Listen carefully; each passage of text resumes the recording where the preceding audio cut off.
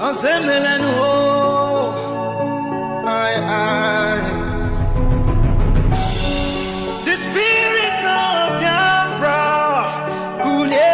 wonderful people of Biafra, lovers of freedom, I welcome you to Skolante TV, where we bring to you news that concerns the restoration of Biafra and freedom all over the world.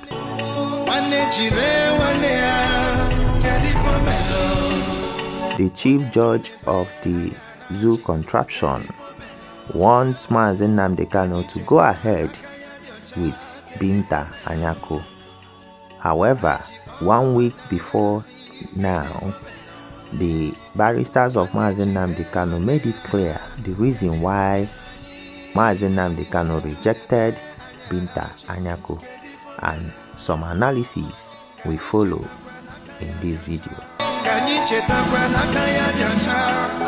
But before we quickly dive into it, let me welcome back to my channel those of you that have been following my videos, and if you're new, I welcome you and urge you to do well to click that like button, subscribe to my channel, press that bell icon so that anytime I upload another video, you will be notified. Other than that, let's go there. I'm more your friend than you are. I'm both member than you are. Ladies and gentlemen of the media, welcome to this impromptu press briefing by the legal team of Mazi Nnamdi Kanu. My name is Aloy Ejimako. I'm the special counsel to Mazi Nnamdi Kanu. On my left is Nnemeka Ejiofor Esquire.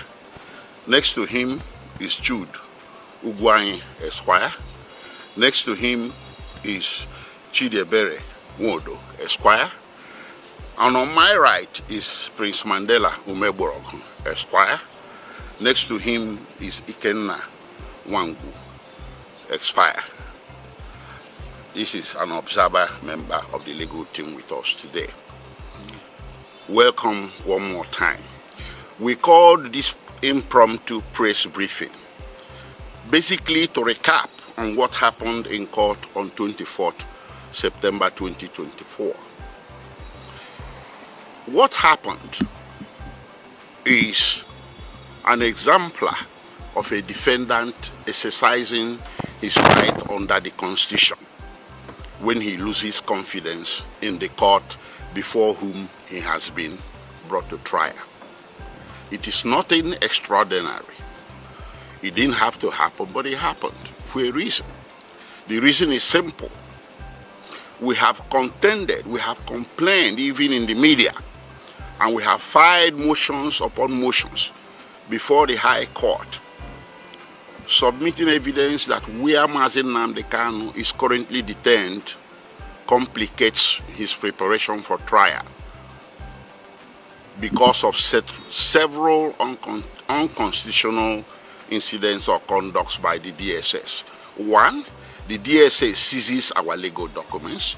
Two, the DSS listens to our conversations. These things led to an extraordinary court order by the former Federal High Court judge handling this case that we be provided a clean room free from secret listening devices in order to be effective in preparing him for trial confidentially. That clean room was not provided, and the DSS continued to interdict our documents each time we go there. Under Section 36 of the Nigerian Constitution, this is wrong. A defendant is entitled, as of constitutional right, to the adequate facility to prepare his defense, and to interact with his counsel in an atmosphere of confidentiality free from any interference whatsoever. So given that DSS has become very stubborn in complying with these court orders, we did in fact file also a contempt proceeding which is pending before the Federal High Court. But there is no change in circumstance which made it impossible for us to prepare Mazi Nnamdi Kanu for trial. So when on 24 September, the judge insisted that trial must proceed in the face of all these anomalies, our client had no choice, not we as counsel had no standing to recuse the judge. It was our client, the defendant, that has the constitutional standing. So he rose up to exercise that constitutional right, because with this atmosphere of not being prepared for his trial, how could the judge insist that trial must continue? That was exactly what led to the loss of confidence in the judge and the request for recusal. I will stop here so far so that my other colleagues can give you other background to this case and why you are here today. Thank you. Thank you very much, gentlemen, and all lovers of freedom. My name is Nnamdi. I'm one of the lawyers to Mazi Nnamdi Kanu. A lot of people have been asking questions as to what happened in court in September 24th, 2024. And some people, including those in government cycle, tend to see it as a sign of disrespect to the judge and to the judiciary. So my people, I believe we listened to Barrister Lawyer Jimako, and we heard what he said, and what he said is very clear. In their own constitution, it is very, very emphatic that if you are no more confident in the way your judgment is going, you don't like the way the judge handling your case is handling it, that you can recuse, you can make her to recuse herself from your case, so that you will look for a competent and someone that you can trust without bias, biasness of any sort. That is what their law says, and which Mazi Nnamdi Kanu exercised that, that right. Now, the second person started talking, who is Barrister Nnamdi, and he said something that some people felt that they disrespected the judicial and the judge, and that gets me so angry. So those people, and he said some people in the government, meaning some politicians, and most of these people could even be from the side that we are. And all the time that the legal luminaries of Mazi Nnamdi Kanu have been calling for people to hear that these people in DSS have not been treating them well. They are seizing their documents, there is stropping in their conversations, that they cannot even prepare their own, court case with their clients. Nobody questioned them, nobody said anything. But now that it gets to Mazi Nnamdi Kanu reacting according to the constitution, those people now started talking. So they want their judicial system to be respected. When they are not respecting the court order that comes from their judicial system, this is insane. It's really, really annoying. I wanted this thing to just play without me commenting, but I really find it so annoying, and I decided to chip in this for you to see the double standardness that is in that Zugeria contraption. That's why we call them the terrorist country. And you think that Mazi Nnamdi Kanu will get justice in that kind of terrorist country? No. That's why we are not even looking forward to their nonsense court hearing and nonsense. We are doing what we are doing by the help of God and our Obato Obie, the dragon himself, Odogu. He is doing what he is doing, and we know that going for Biafra, which is the reason why they kidnapped Onyendu, will give us the release of Onyendu, and not all these shenanigans that they are doing. We must clear the air. Everybody or any person who appears before a court of law must have that feeling of being in a secured environment where his or her rights will be protected. And not just protected, will be seen to being protected. Once you are before a court and you do not have that feeling that your fundamental right is being protected by the court, then you have the right to request the judge to recuse himself. And this can happen for so many reasons. There are reasons why Mazi Nnamdi Kanu had to take that very tough option of asking the judge to recuse herself.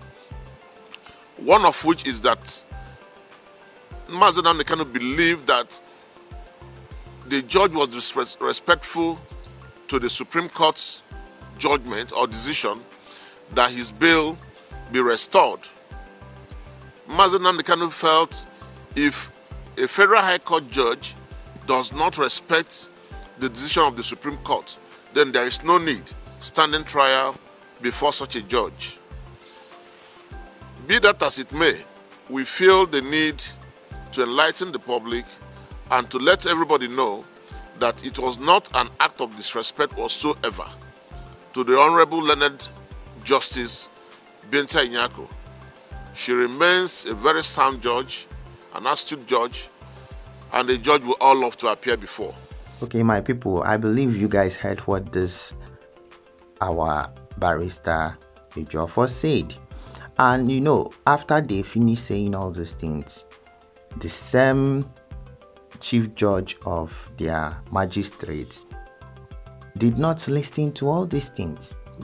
They want to do what they want to do because they don't care about your constitution, they don't care about your rights. Nothing like democracy in their country. So he still wants to impose somebody that Mazi Nnamdi Kanu has rejected. They still want to force that person on him. So for you to see that there is no way there will be justice in that kind of environment.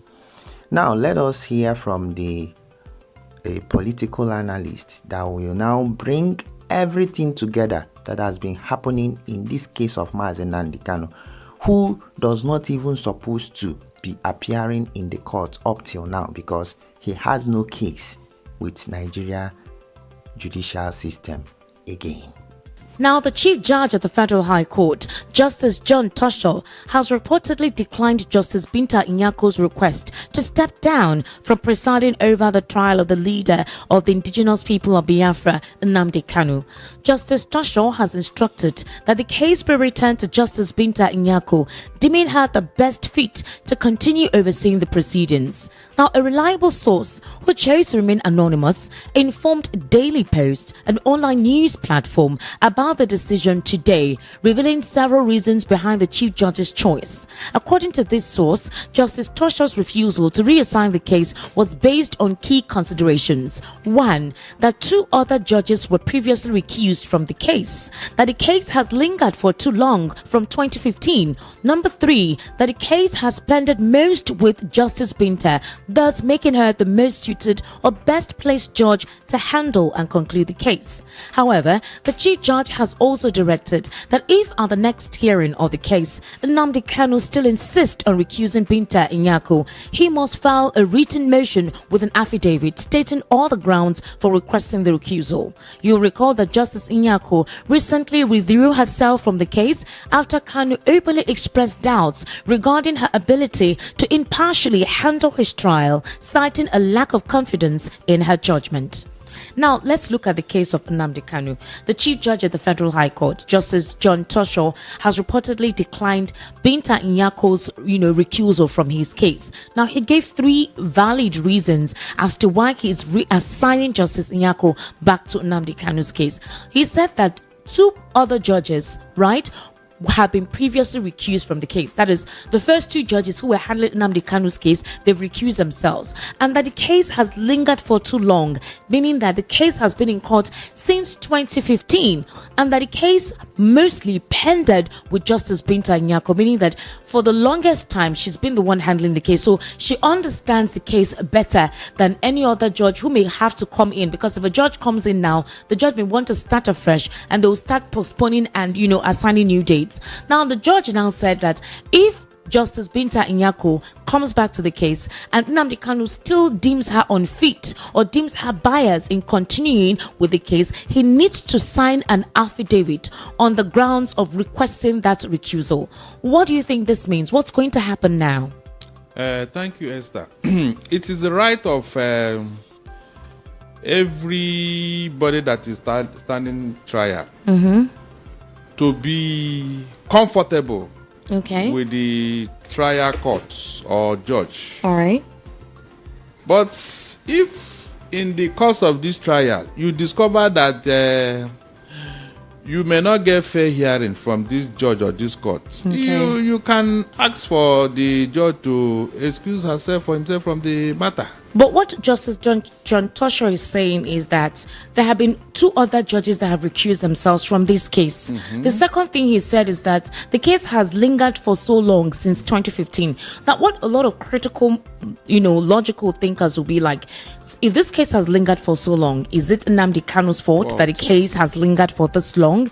So what exactly is wrong that they've not been able to surmise and conclude his case? It is very obvious. It's like the federal government is shopping for evidence against Nnamdi Kanu. They're shopping for evidence since 2015? Yes. You want to tell me that you detain somebody, you incarcerate somebody, and you don't have strong evidence to take that person to trial? That is the modus operandi when you don't have a strong evidence against a suspect or a defendant. Barrister Darlington, who was the first Attorney General of the Federation that took this case to the court? Was it not the former Minister of Justice, Malami? Malami, of course, he was part of those who renditioned him from Kenya. What were the strong points? What was the local standard for his incarceration? Good. It was because that rendition, the people that went for him in Kenya, they didn't even know the crime they have committed themselves.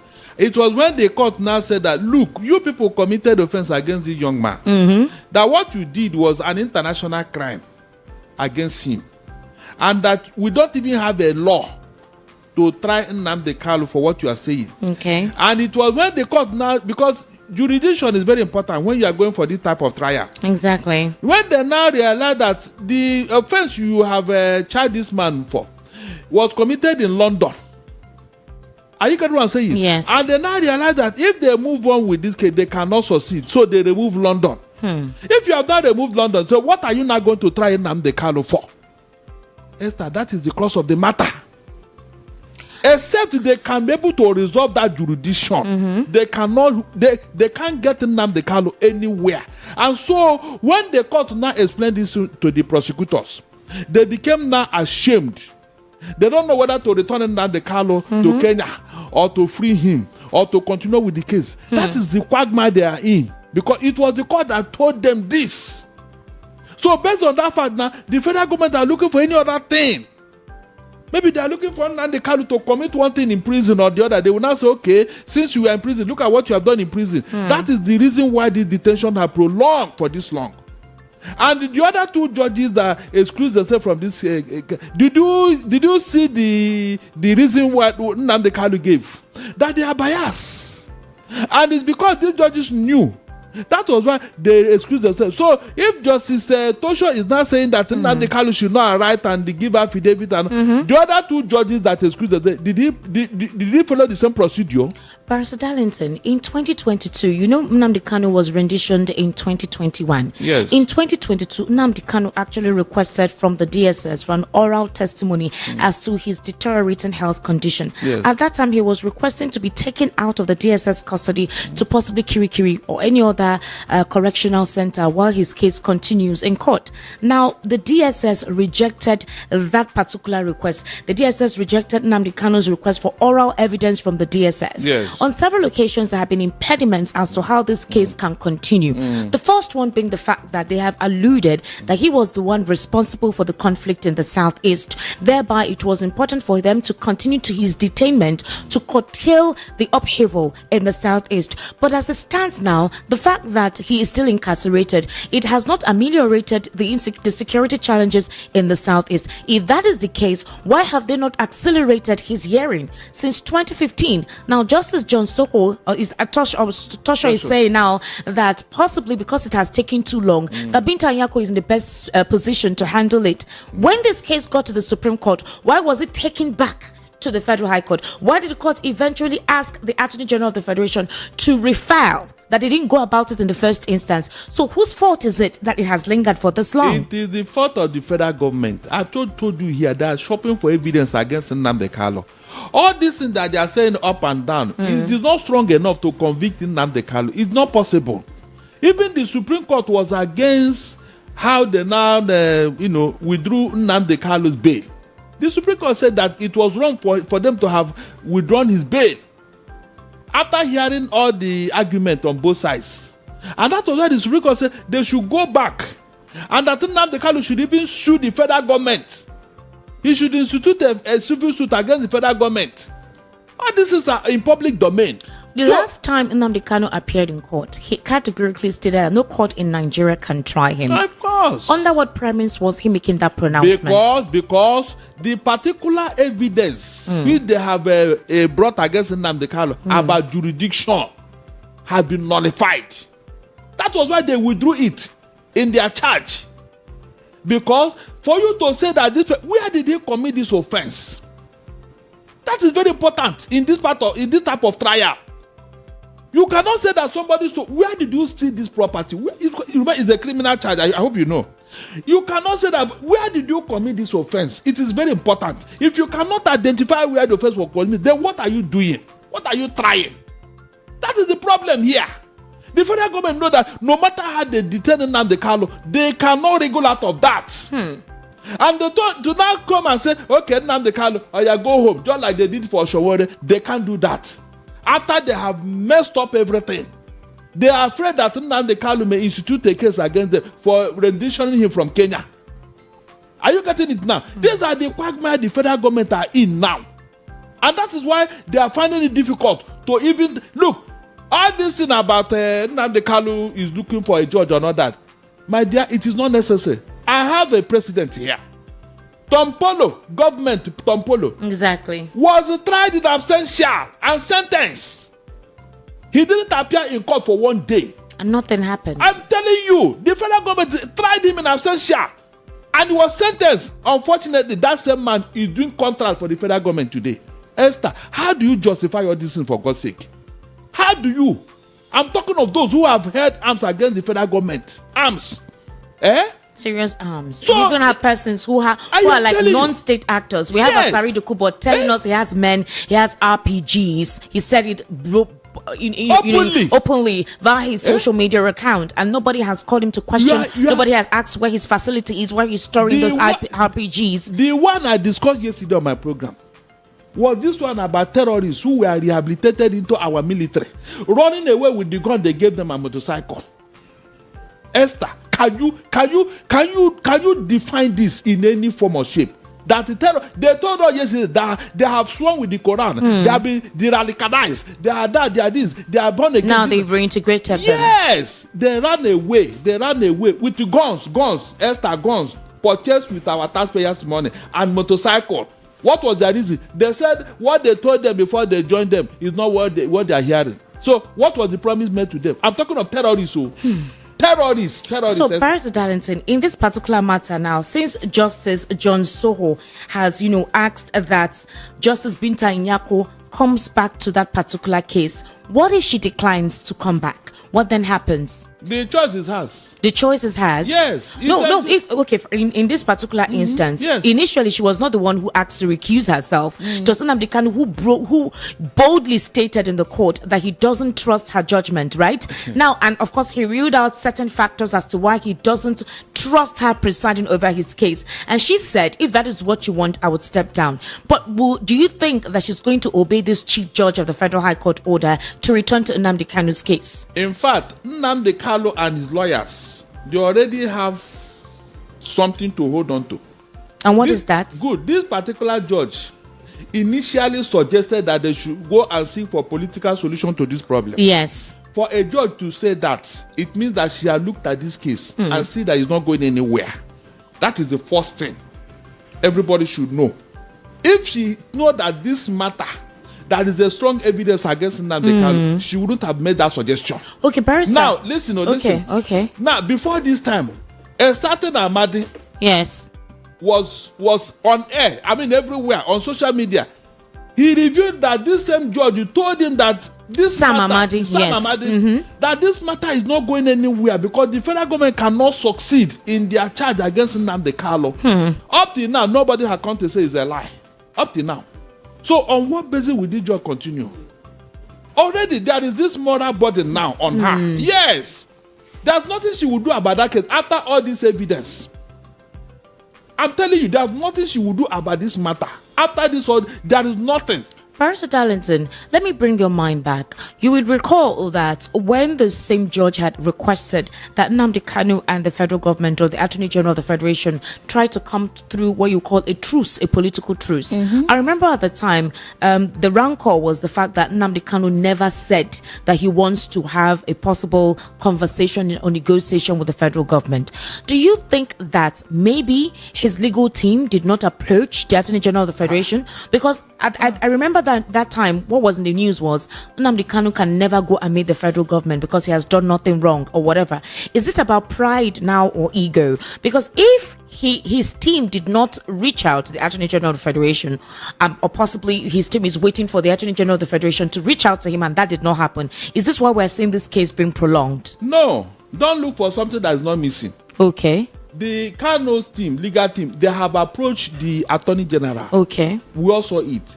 Ejimakor compiled all the judgment in favor of Nnamdi Kanu, 9 of them, and he had taken it to the man. Even some lawmakers headed by Abaribe, yes, they have gone to meet the Attorney General, and the man promised them that they will look into it. Okay. And that was after that suggestion by the judge. Yes. So what else are they delaying? Okay, did they offer Nnamdi Kanu anything and he said no, I don't want? Maybe there are some. Do you think there are some conditions that he doesn't want to abide by in the conversation they're having? Please, I told you, don't look for something that is not missing. We have not had anything from the federal government that Nnamdi Kanu refused, or anything that was suggested to Igbo people and the Igbo elder, and they said no, we don't want this. Nothing was faced from the federal government. When Sowore was released, was there any condition? They just entered the nolly prosecute and the man was let off the hook, discharged and acquitted. So what is delaying Nnamdi Kanu's case? Since you know you cannot win this case against him, why are you delaying the matter? That's a very big question. Yes. What exactly is delaying this case? I'm telling you. Why be back and forth? Yes. Why the back and forth? If they have evidences against him, why don't you present it and accelerate the trial? What are you telling me? That we have 2 other cases. Dasuki, until today. Sambo Dasuki. Did you see him in court? Until they asked him to go. Exactly. Al Mustafa. Darius Ishaku too. All of them. They have been let go. So what is delaying Nnamdi Kanu's case? So anybody who is telling you that Nnamdi Kanu refused is a lie. We have not had anything from the federal government. All right, Barrister. They believe that when they break Nnamdi Kanu's spirit in detention, maybe he will now do one thing or the other. They will now hold something against him. They are working towards an answer.